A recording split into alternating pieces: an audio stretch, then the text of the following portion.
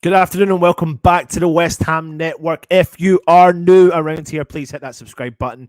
Of course, hit the thumbs up, leave a comment, give us your honest feedback. We appreciate it. Of course, we do. And if you're interested in becoming a channel member, then also click on the membership option. This is your West Ham starting 11 for the game against Anderlecht, the home game against Anderlecht in the Europa League Conference. It's not just me this evening, though. I'm usually joined by Stato Matt, but he's on his sick bed, and I've got the man himself. You know him very, very well. It's Dan. Oh, you've gone really tiny there, mate, as well.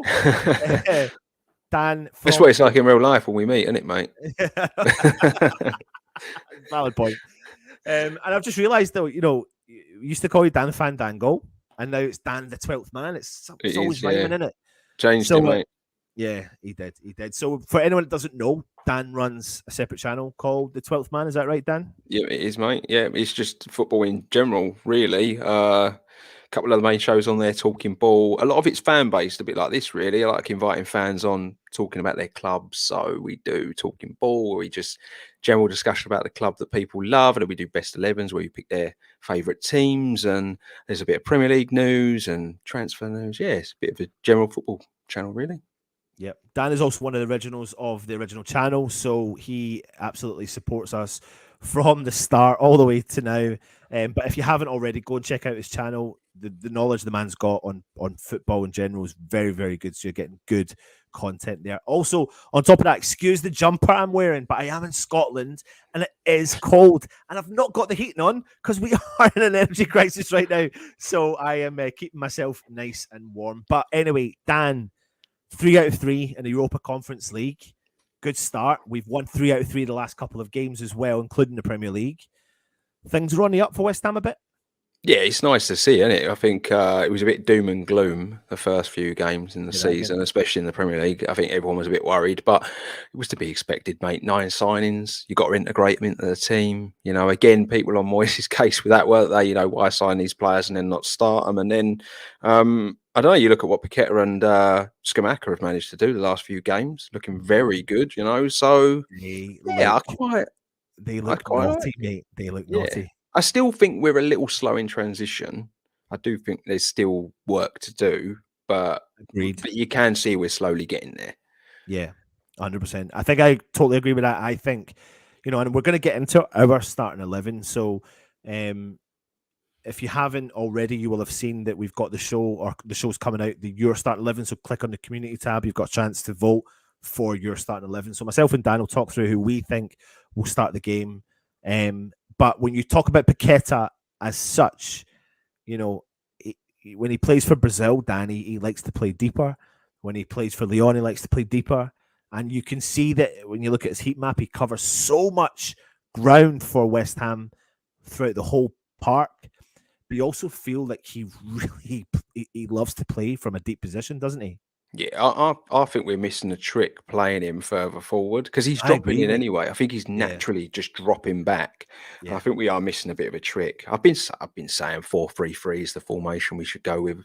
I did a video on my channel, funny enough, talking about how I think Moyes could move to a 4-3-3 and how he could use the players. And I'm not one to bash players, but you look at some that are out of form, and I just think there'd be a better balance in that midfield if we had Rice, Holding, and Paqueta and Fornals next to each other, personally. But I don't know, he's naturally dropping in there, so it just makes more sense.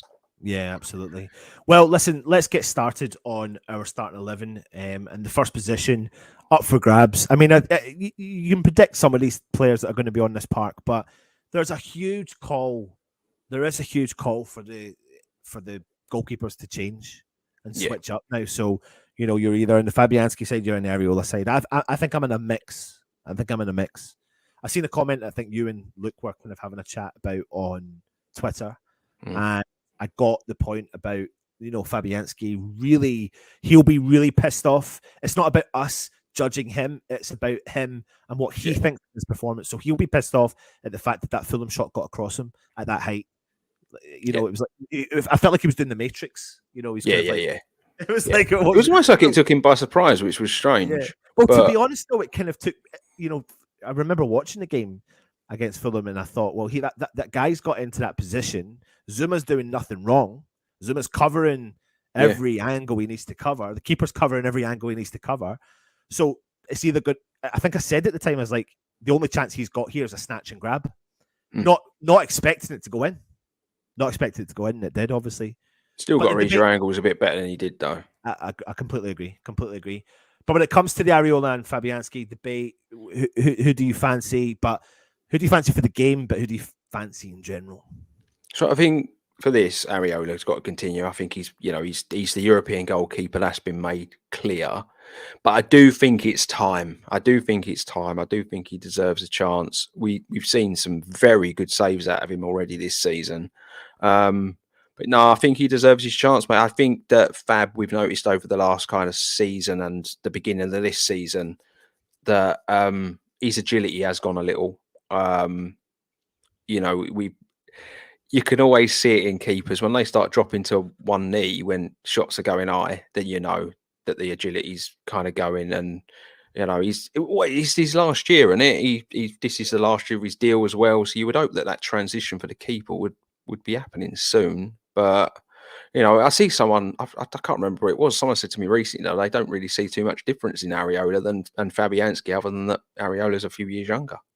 But I think that Areola's just maybe his distribution for me is a bit better, and his shot stopping at the minute is a bit more there. I found that Fabianski last year was struggling with like the punches. They come out commanding in the box. But this year, I think he started off quite well in that department. He's been pretty commanding when he's come out to get the ball there. But this debate's probably going to go on until the moment Areola takes over the official number one spot. And equally, though, the debate can go on and say, if you were Fabianski last year or you're Areola last year, who would you have wanted to be? Because if you want to be playing in a Europa League semi-final or finishing 7th in the league, true. It's I think Fabianski would have looked at that run and gone, "Wow, you were part of Special Nights." True. It's an interesting one, but we'll go with Areola. So if you are watching, put it in the comments and let us know who you would like to start in goal against Anderlecht. Now it's a big important game for us because you win this game, Dan. I think if we beat Anderlecht, we're qualified probably as winners. Then I think at that point we go through as winners. So. We can put the Europa League to the side and respect the last couple of games. So on the basis of that, does Moyes go pretty strong, or does he keep doing what he's doing? And the final question is formation. What do we play? He'll still rotate because I think he's kind of got to. We're playing so many games. It's 9 games this month. I don't think he's got any choice. And he's got the squad there to do it as well. So there's no real excuse. He's been playing 5, hasn't he, in Europe? He's been starting with 5 at the back. Yep. I kind of feel like he's probably going to do the same again. Whether or not we finish in that formation, we'll see, because we didn't the last game, did we? Because he had to bring Skamaka and get her on, change the game. To be fair, though, I felt like we just couldn't put the ball in the back of the net. I personally don't like it. No, I know. I get it. I'm the same.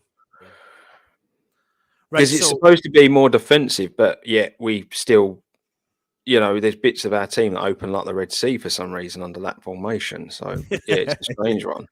Yeah, no, I get that. I totally agree with you. So, let's go with the 5 at the back, and we've got 3 centre backs then. So let's go with the ones that we, the main centre backs as such. So who's the first one on the team sheet then, Dan? He'll play Oggy. Yeah, I agree with you. Yeah, definitely. And I'd play Oggy in Europe, to be fair. Yeah. I mean, he's, listen, I won't go on about the debate that we had for years about the Ogbonna situation. But I'll always give credit when I think credit's due. And I think that he did, before he got his injury, become one of West Ham's best defenders that we've had of recent times. The injury I was really heavily concerned about. I still am. However, I can't fault that he's come back really well and performed really well in a West Ham shirt and not looked like he's had an injury that would make him lost a bit of pace. You're already lost a bit of pace anyway. Yeah. But he hasn't lost extra pace on top of that with this injury. So he got to give him a lot of credit for that. Yeah, definitely. Yeah, it was a big injury. Yeah, it was a huge one, especially for someone of his age. So who goes on alongside him then? Buggie, see, Dawson picked up a bit of a knock, didn't he, against Fulham? Well, it looked like he picked up a knock in that first half. It's hard. I think the next two are quite hard, actually.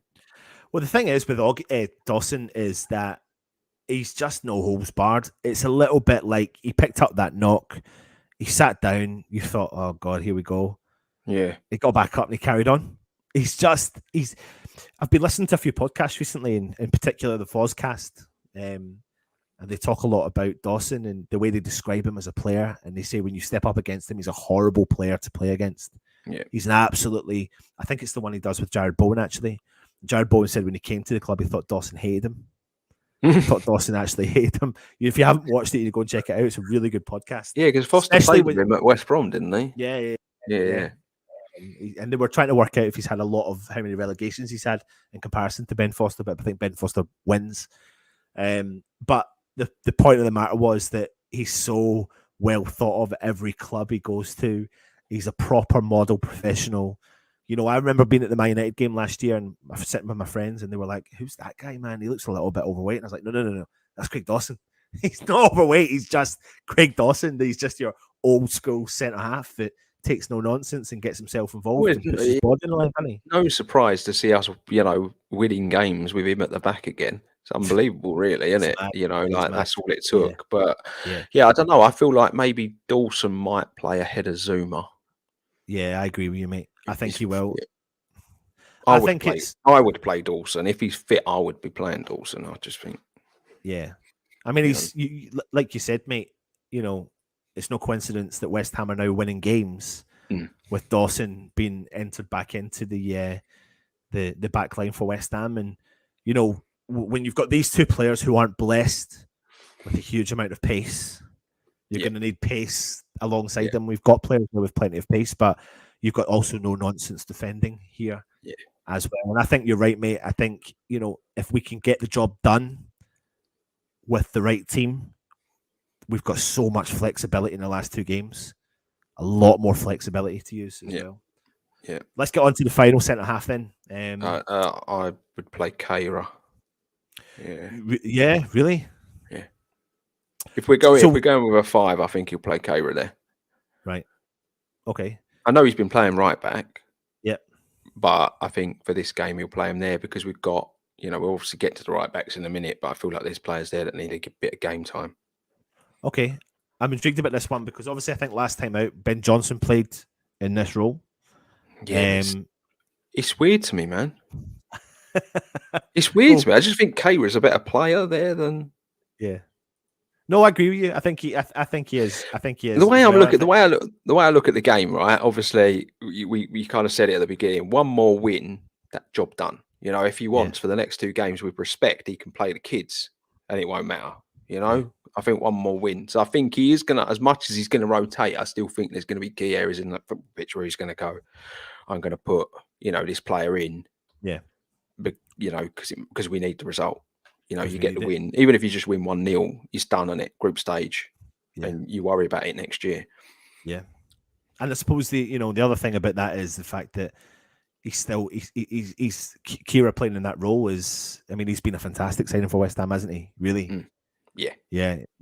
I know we've had John before, you rate him highly. I rate him highly. Ball playing centre half, but he's not just a naturally centre half. I think he's played more games in that right back position. It's actually crazy because I see during the international break, I tweeted about it. Obviously, I tweet about football quite heavily and quite a lot, but I see a lot of the fan base was really kind of almost seemed surprised at how good he was at right back for Germany. But when you look at it, mate, he's played right back.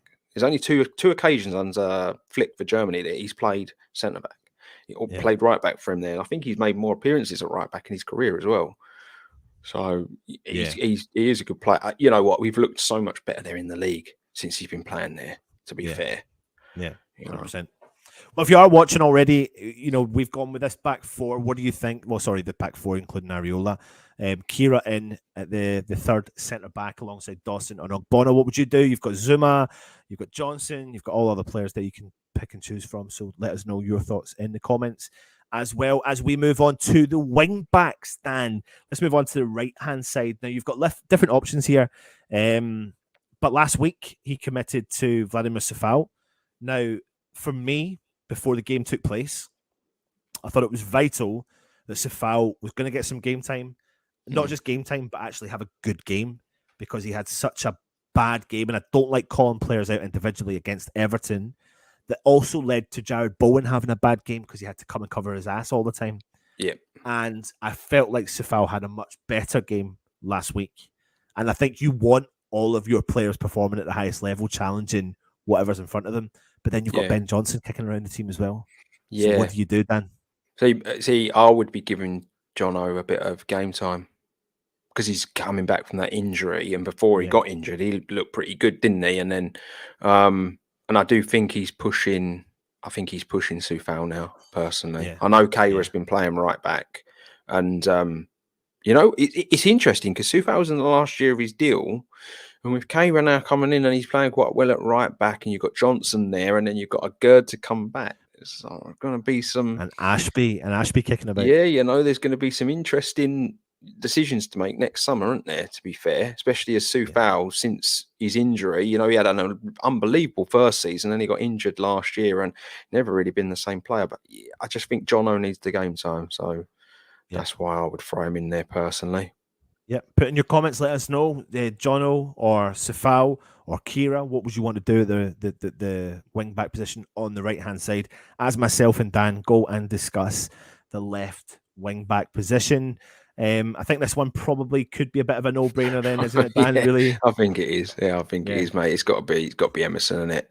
What do you think of him so far? I mean, he wasn't. Let's be brutally honest. He wasn't brought in to be a left back, mate. He wasn't. No. So he loves getting forward, doesn't he? Do you know what though, mate? If you've been capped for Brazil, he's Italy, you're no mug. Do you know what I mean? Yeah. I know he's obviously Brazilian, but he got Italian nationality, and he as well. So that if you've been capped by them, then you're no mug. To be fair, and then he does like to get forward. Look, he's not a proper out and out left back. I will say that. But then when we bought him, then it kind of confirmed that Moyes was going to try and push this wing back system. But as we've both said, we don't actually look that comfortable in it, which is one of the reasons why I think in the Premier League he is still sticking with Cresswell. But what I have noticed is he's come on, hasn't he, in the Prem the last couple of games, and he's been brilliant when he's come on. Yeah. Like he has actually been really good, and I've quite rated him and all in the European games. I'd like his work defensively. I still think there's some question marks, but can that bit of his game still be developed? We've seen what Moyes has done with other players. I think another thing about him coming off the bench is the fact that he's never sat back. He's with 5 minutes to go. He's quite far up the field, and But the good thing about him is he's got pace to come back and support if need be. So I think he's an absolutely exciting player. I understand why Moyes is stuck with Cresswell. Personally, I get it. I know there's the Cresswell debate going on in the Premier League. I get that as well, but I think I understand because Moyes doesn't like to make too many big changes. He's already made some changes, so making the Cresswell change with Emerson is another big change. I think if Cornet's there, you can potentially build up the relationship between Emerson, Cornet, Paqueta, who've had a previous relationship, obviously, in their former footballing life. But yeah, there you go. So we've gone with Emerson in the left wing back position. Now, another position that's up for debate is the central of midfield. So recently, we've been seeing a mixture of Declan Rice, Tommy Soucek, Lanzini, and Flynn Downs featuring in there. A lot of people calling for, do we really need to start with two central defensive midfielders? Some people saying you don't think you need to. Is this the game for us to try something a bit different, or will you see us not doing that? Dan, I mean, is there one man on the team sheet? Last week Declan Rice spoke out. People thought he was saying there was too many games. What Declan Rice was saying was, it doesn't matter the amount of games, I want to play in all of them. Yeah. I think it was, the trouble with situations like that, mate, the media soundbite bits, You know, so when you were watching it back on things like Facebook and Twitter, you were only getting the bit where he said, "Oh, I've had to play. We worked it out the other day at 68 games and blah," and it made it look like he was moaning. But if you watch the whole interview, actually just saying like, "I want to play every game." Whether or not he'll play this one, I'm not sure. Whether or not he'll start. I've always said though, you know, like on your point there about the media, like we run a YouTube channel, and it makes, you know, to tempt, you know, within reason, it's clickbaity. There's always this clickbaity stuff, you know. I get it because we do it to a certain extent, but you try and put the alarm bells out there quickly by going, you know, just bear with us for the show and you'll see what we're talking about. Yeah, but you don't think Declan will start this one? This is no, I don't think he will. Yeah, I don't think he will. Whether or not he comes on, you know, we don't know how the game's going to go, but I don't think he will start. But just on that 2 holding players, I don't think we need to be playing 2 holding players in any game. To be honest with you, mate, 1 holding player is enough. Yeah, I think if you've got 1 holding player and then you've got a box-to-box player, so they can come back and help, and then you've got 1 that roams. If you're playing a 3, you know, I think that's a better balance. When you're playing 2 there at a holding, they've got to know when to go and when not to go. They've both got to be as good as each other. But do you really need 2 players to mop up? No, I agree with you, mate. I totally agree with you. I don't really understand it. Would I be correct in saying last week the start lineup was Flynn Downs and Lanzini? I think it was. Yeah, I think it was. Do we see something similar this week? We're in front of the home crowd. I think there is a little bit of a difference there, although I did see tonight that there's still a lot of tickets that are still available for the game in the week. And I think we seem to have struggled to like shift the tickets for this, but then again, we were saying it earlier, you know, people are, you know, thinking about money and stuff, and they are struggling, aren't they, at the minute? It's just one of those things. It really is. But I think Flynn Downs is nailed on. I do. Well, let's talk about him for a little bit then. I mean, I've been really impressed with what I saw from him, Dan. You know, people will say, "Oh, well, it's the Conference League." It doesn't matter if it's the Conference League. You're talking about well reputable. We've known each other a long time, haven't we, mate? Right, and we've always said you'll never know how good someone is unless you give them a go.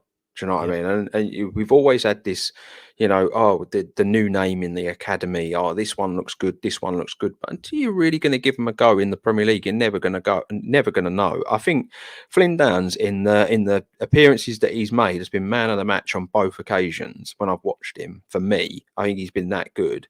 And I just don't see how you're not playing yourself into the team when you've got players, you know, like Souček without putting the target on his back too much, but like a Souček who has been out of form, what does this lad have to do? You know, that's how you got to look at it. And, you know, and I still think that when we play our 4 nails out left, that causes unbalance. The reason we bought proper wingers is we shouldn't have to do that. So if you're going to keep sticking with this bloke that's out of form and not give other people a chance, we're never really going to get to truly see what potential they've got, and if they can do it. I've been calling for Downs to start in the Premier League. I think he deserves a chance. Fulham was a perfect game for him to start, in my opinion.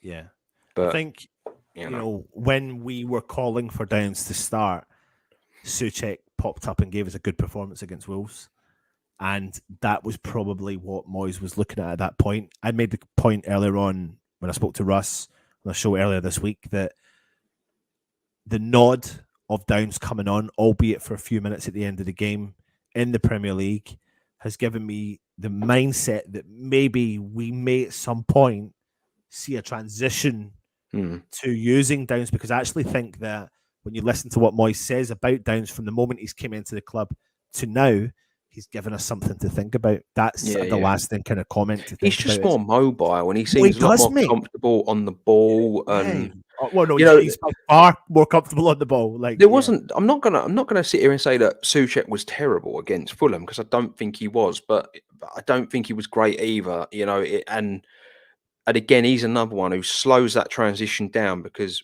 he receives the ball, and it's almost like he has to really think about what he's going to do next. And forward passes are alien to him. He really struggles to turn and pass the ball forward. Whereas I feel like when I've watched Downs, it's a lot more fluid, you know, and he moves around the pitch quite nicely. And he looks like a proper holding player as well. If you watch the way, you know, he goes from left to right, scans the pitch, you know, and he calls for the ball. You know, he only came on for a few minutes against Fulham, but he was after the ball. He was calling for it, and you know, he shows for it. Souček hasn't been doing that, but I think that's a confidence thing again.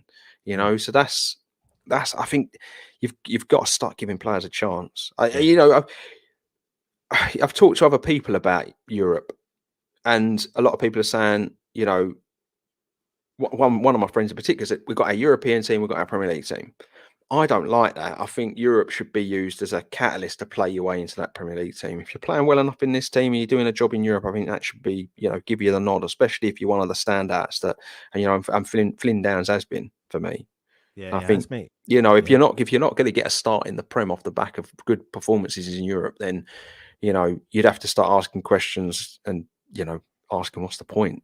You know, what am I doing? What, just going to play like the European nights and nothing else? You know, there's a lot of football to play because of the World Cup as well. So it'd just be nice to see it changed up.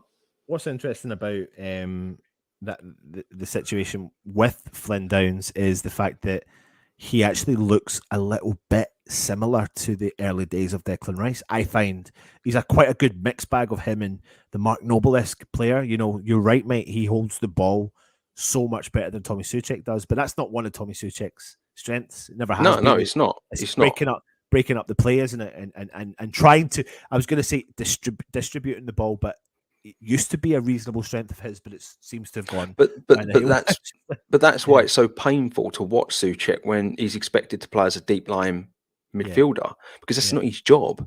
You know, if we're actually thinking about what I said, play the free, you have one box to box. Souček's the box to box. He's the one because he's got the engine, and if he arrives late in the box, you know, there's a chance of a goal. I'd have Rice as the holder. Do you know what I mean? That makes more sense. But when you're playing with two holding players and you're expecting him to be a deep line playmaker, he ain't got it in him. He ain't got the technical, and you're taking away everything that's good about his game, and you're highlighting everything that's bad, which is why the fan base is on his back every week because he's only doing what he's been asked to do. Unfortunately, well, let's move into Flynn Downs' partner then. So we've got Tommy Souček, we've got Lanzini, we've also got Connor Coventry, who's not had a bit of a run out recently either. Yeah. We've also got the captain Declan Rice, but I think he'll be in a similar position as to what he was last week. But we're again in front of the home crowd, Dan. You know, I think if we play similar to what we played like last week, and as long as we put the ball in the back of the net, we can get at Anderlecht. You know, there wasn't anything really that massively got my, you know, head. Yeah, they had a couple of players that I thought were okay, but they're not the Anderlecht that they were. Yeah. So who partners them then? See, I don't like Lanzini in there, but I kind of get the feeling that's who he will play. Yeah, I just don't like Lanzini in the midfield, like deep. I think he's better in that attacking midfield role because he gets more time. Yeah. But I think the best of Lanzini is behind him anyway, unfortunately. Yeah. I just think we're kind of in that stage in his career. You do feel, though, a little bit with Lanzini that every time we as fans doubt him, he bounces back and gives us maybe 10 top-notch games. It happened last season. It happened the season before that. You know, whenever we think he's down and out, he gets a run in the team and he performs at a high level, and then he dips in form again. And, you know, fair play to him for coming back for such a bad injury. Yeah. And obviously, he's got an important part to play in the squad. Don't doubt that for a second. I think he's a fantastic squad player. But we're going with him alongside Flynn Downs tomorrow. I think that's what he'll do tomorrow. To be honest with you. Well, there you go. There's our central of midfield pairing. What do you think? If you are watching, put it in the comments and let us know your honest opinion on the two of them. As we move in to the more attacking players, we have chose 8 players. Have we chose 8 players? Yeah, we're left with 3. 3 players to choose from now, mate. 3 players to choose from. So let's move into the right-hand side of midfield. Last week, he stuck with Jared Bowen. Something he said about Jared Bowen last season was that the boy is so fit he can play week in and week out without fail. Yeah. And, you know, you always feel that maybe he needs the game time, especially because he's had a bit of an iffy start to the season, but he's starting to find his groove a bit now. Yeah. He's starting to find his groove a bit now. On the basis of him finding his groove, do you play him? Will Moyes play him? What do we do, Dan? I would. I think he plays and all, because I think Moyes is clever enough to know that Bowen's a confidence player. Yeah. You know, so you just keep playing him. You know, he went on a run last year You know, as his numbers were brilliant, but you know, there was a run when it's like 6 games in a row, I think he scored or assisted, and you know, he's one of them players who gets on a run and then, you know, once it cooks, you know. But then again, he's looked better with Kayra behind him in the league. He really has, because I think that's a lot of the problem, because as much as Moyes wants his wingers to track back and do that work, they do rely on that counter attack and that transition, so they do need to be a little higher up the pitch. And I think Kayra, with his ability back there, kind of has given Bowen that, I don't know, he's giving him that free rein maybe, but I do think he plays just because I think Moyes is smart enough to know he's a confidence player, and there's a goal in him, isn't there? Yeah, 100%. And I think, you know what, I mean, it's done him the world of good so far, so long may that continue. If he can turn up and do another job this week, then it sets us up nicely for the Premier League as well. So long may it continue with Jared Bowen. Again, put your comments in, let us know your thoughts there. Left hand side of midfield, you know, last week, you know, with the news, especially that Max Cornet had picked up a calf strain. I suppose we'll have to wait and see now really what's said about Cornet if he's back in training. I think it might be a bit too early for him. I think we might, you know, bed him in, maybe not, if not the next Premier League game, the next European game, and start giving him a bit of game time on the lead up to that. But what do we do, mate? What do we do out on the left? You know, you've got Ben Rama, questionably at the start of the season was one of our better players, but last week couldn't put the ball in the back of the net. And I'm telling you now, Dan, if he had put 1 or 2 of those balls in the back of the net, it was a very good Ben Rama performance. Yeah, it was. Yeah, but look, this is Ben Rama's game. I think that people need to accept that Ben Rama's game is that with these tricky flair players, you're either going to get an 8 or a 9 out of 10, or you're going to get a 5 or a 6. There's no in between. Yeah, because when Benny's on the ball, he can be box office, but then there are times when it's like, just do the basics, just get it done, and he overthinks a lot of stuff.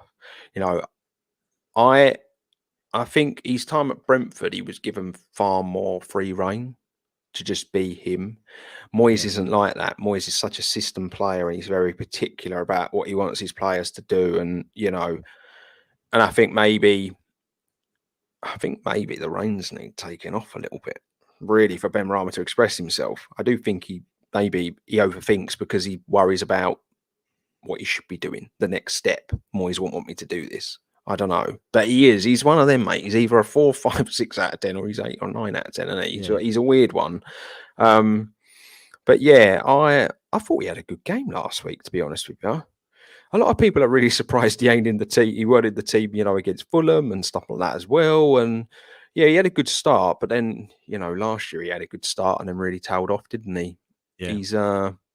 He's a confidence player. I think he plays this game. I was going to say, does Moyes stick with him? And we probably both agree that he does. Yeah, I think he plays this. I think with the injury to Cornet, and then, you know, does he play for? I don't know if he'd play Fornals. Might bring him on, but even Fornals is a bit in and out at the minute.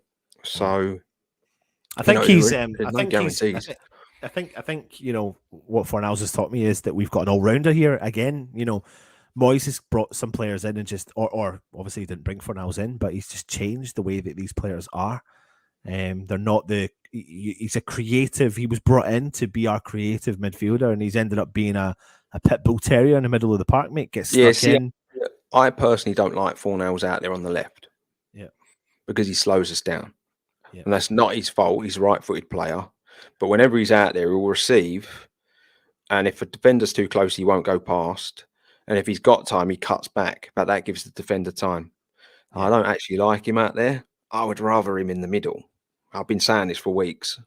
You know, with Souček playing the way he's playing, I would prefer Fornals inside. But yeah, Fornals in there. Yeah. No, I agree with you. But you've got to make do, ain't you, when you've got players injured. So, yep, 100%. So we're putting Benny in then in the left-hand side, and that leaves us with one position only. Up top, the number 9, we've got the number 9 is in Antonio, and we've also got the number 7 is in Scamacca, however you want to pronounce it.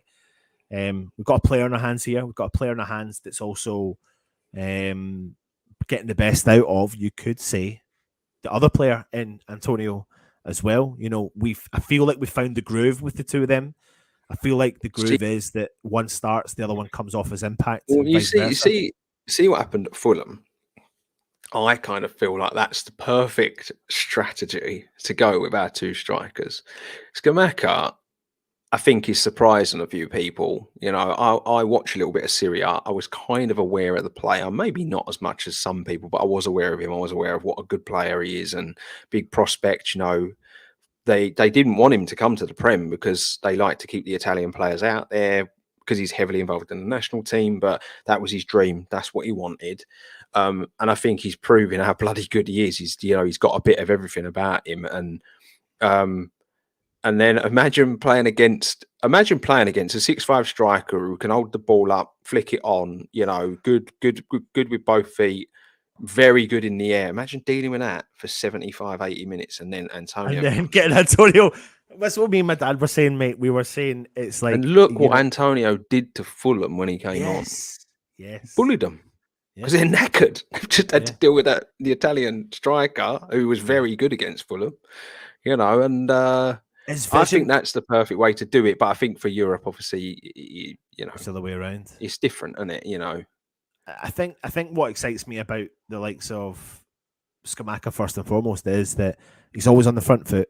He's always looking over his shoulder, and he's always thinking about progressing the team. He knows how to hold up play. He'll come back. He'll work deep. He'll do everything that you want from an Antonio type hold up play.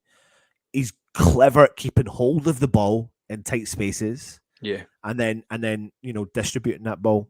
Well, if you look at his goal last week against Anderlecht, he doesn't even look. No. He actually receives that back to goal, rolls, lets the ball roll, and then he strikes. He never looks at the goal once. I think that's always a very good indicator of how good a striker they really are. Strikers just know where the goal is. It's just our, Antonio, bless him, against Fulham. No, you think you've done all that hard work, and then he's got a second chance. But I did tweet after he scored that goal against Fulham. He should make sure he does the lottery this week because he could have got more lucky for the ball to fall to him, could he?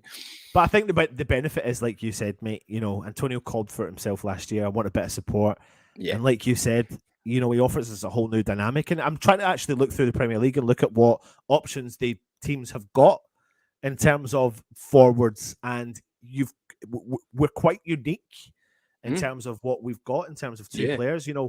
We need to maybe stop hurdling Antonio with the same brush in terms of his injury record, because he stayed reasonably injury free for nearly a season and a half. And I think he will do now that he's got that support. If you're not playing 90 minutes now every week, and some weeks you're only expected to come on and do 15 minutes, to impact the game, or nick a goal like he did at the weekend, then you're going to be fitter, and you're going. And the thing is as well, I think it's perfect for Antonio, because we all know Antonio's got 20-30 minutes in him where he can run around like a lunatic, and then after that he just fatigues.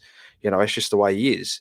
It's the way he's built. So I just think it for us as a team, it's nice to have options for a change up there, and good options on their day. They're both very good strikers, both. Absolutely. And it'll be exciting at some point in this season, because at some point in this season the two of them will feature, and whoever is on the receiving end of those good luck to that.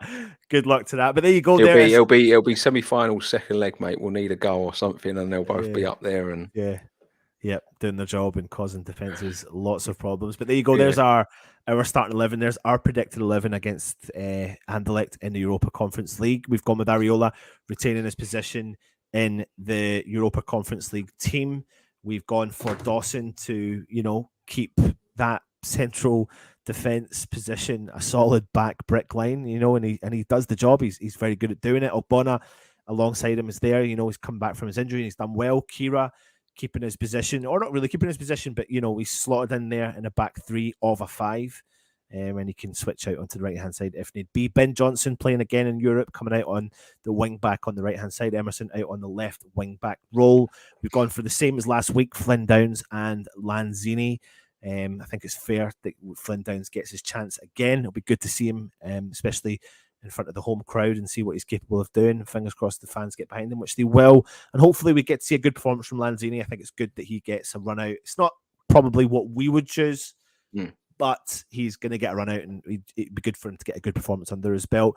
The trusted Jared Bowen started off the season not fantastically well, but he has been trusted in that role, and hopefully we're starting to see the best of him coming out and getting some more goals as well. With Ben Rama, topsy-turvy start to his West Ham career, and still topsy-turvy during his West Ham career.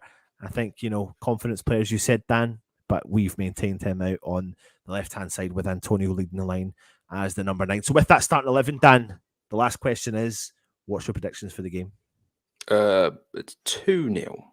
I'm going to go 2-0. We see the group done, dusted, and then if we want, we can rest, can't we, for the next 2 in the group, and then just worry about that knockouts in the new year, basically. There's so much football to play. I think, Moyes has done the right thing in just getting the job done early. Yeah, I completely agree, mate. I completely agree. I'm going to go 3-0 West Ham. I'm going to go, home advantage. I think we can get at them. I think we've saw what we can do.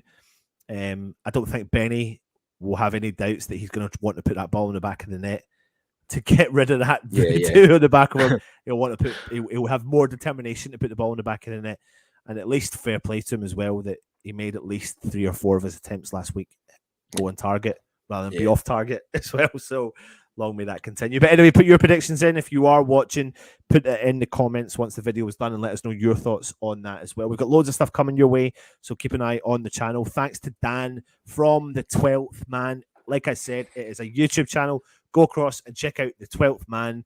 Make sure you hit that subscribe button on his channel. You get really good Premier League content, lots of West Ham content as well while you're at it. But he covers a whole host of football on top of that. Dan, any final words? No, just come on your irons for Thursday, mate. I'm actually going, Rare chance I'm actually going to get over there this season. But yeah, no, I'm looking forward to it, mate. Excellent, mate. Thanks for joining us, mate. And have a safe one. And come on, you irons. Take it easy.